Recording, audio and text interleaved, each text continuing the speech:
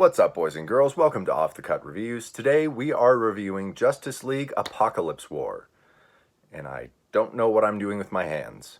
This is the last film in the DC animated cinematic universe that they started with Justice League The Flashpoint Paradox in like 2011, I think it was. In order to be caught up and have this movie make sense, you're probably going to want to have watched that movie, as well as Justice League War, Justice League vs. Teen Titans, and probably Justice League Dark, just so you have some context if you don't know who, like, Constantine and Zatanna and those characters are. Getting into it, I thought this was a really entertaining movie. It's interesting that it feels like some similar beats with facets of what Zack Snyder was planning to do with his Justice League sequels for the live-action DC cinematic universe. God willing, those movies still get made someday. On that note, one of my favorite things about this movie was the fact that we get some really great Superman moments in it. He really gets a chance to shine as a hero here. It's nice to see a story where Superman is allowed to overcome a lot of adversity and a lot of evil, because there are so many stories now that beat this really dead horse, tired concept of what if Superman, the paragon of virtue and one of the strongest beings in that universe, became evil? And honestly, I've grown really tired of that storyline, the whole injustice thing. They can just never touch that again as far as I'm concerned.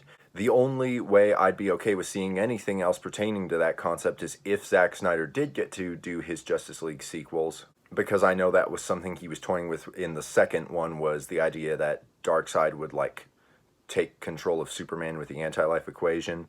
I'm tangenting. So yeah, there were some great Superman moments that just really, like, yeah, got me riled up because I love the character so much. Something really weird about this movie, it's not the first animated DC movie to have an R rating, but it feels like far and away the first one to capitalize on its R rating as severely as it does. This is a pretty gory movie at times. I mean, watching parademons rip apart superheroes is kind of jarring. I'm not sure it was entirely necessary, to be honest. It was almost distracting. The other way in which this movie utilizes its R rating a little more than most of its predecessors is there is a little more adult language in it, which at times produces kind of funny results because you just don't really see that coming sometimes. But it did feel like they tried too hard with their R rating at times. Like, you know how sometimes a film feels like it's trying so hard to be mature or edgy or whatever that it just feels forced and unnatural and it's kind of weird? Yeah, this is one of those things. Late in the movie, there's a moment, and I won't tell you what it is, but there's a moment with Cyborg where he does something pivotal to help the heroes, and he says, "Suck it, bitches." And I thought that was kind of, like, cheesy and forced, like they were trying too hard.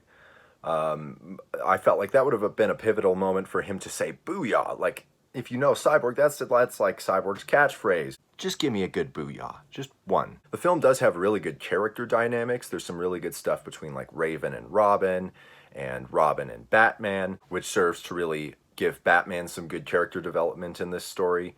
I am trying really hard not to spoil anything here. The last thing in my mind about this movie is really a question looming on the horizon that I hope gets answered fairly quickly, which is I wonder if this will be the setup for a DC Rebirth adaptation and, like, maybe a new connected universe of movies related to that.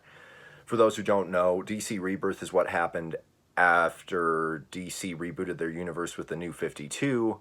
They waited a while and rebooted again, and that was Rebirth. This chain of films has been very influenced by the New 52, and it just feels like the way this movie ends without telling you what happens, it feels like big setup for possibly seeing DC Rebirth adapted into a film. But that's it for me today. If you've seen the movie, comment below and let me know what you thought of it. As always, don't forget to like, comment, share, subscribe, do all those fun things. Pass it along to a friend who's going to wonder why you're showing them random YouTube videos. And I will see you next time.